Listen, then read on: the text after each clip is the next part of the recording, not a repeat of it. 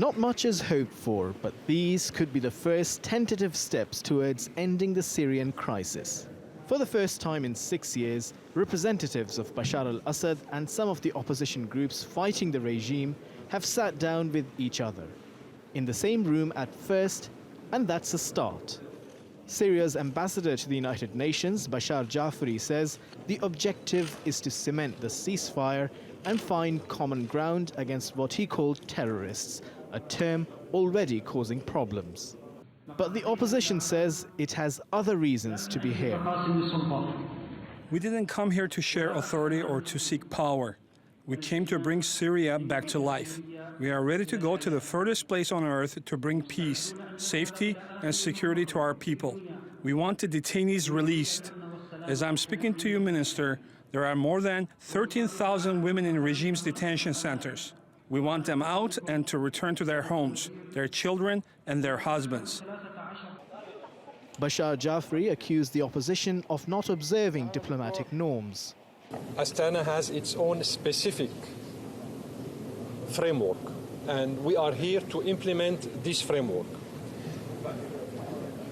Some of the participants, and namely speaking the delegation of the terrorist armed groups, gave its own interpretation or misinterpretation of these agreements and went beyond the framework of these agreements.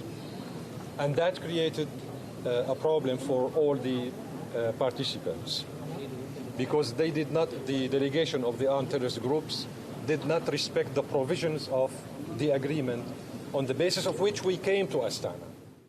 Members of the opposition questioned how the regime delegation could seek common ground to fight terrorists when it continued to refer to the opposition as terrorists.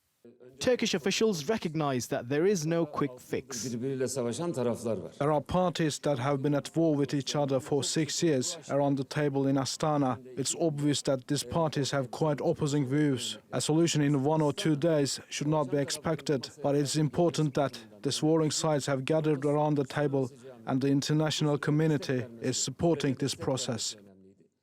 Nevertheless, Turkey believes there are ways to create confidence between the regime and the rebels. According to Turkish officials, all stakeholders should focus on the humanitarian crisis and take steps to alleviate the suffering. This, they say, could create goodwill and pave the way for future talks. Hasan Abdullah, TRT World, Astana.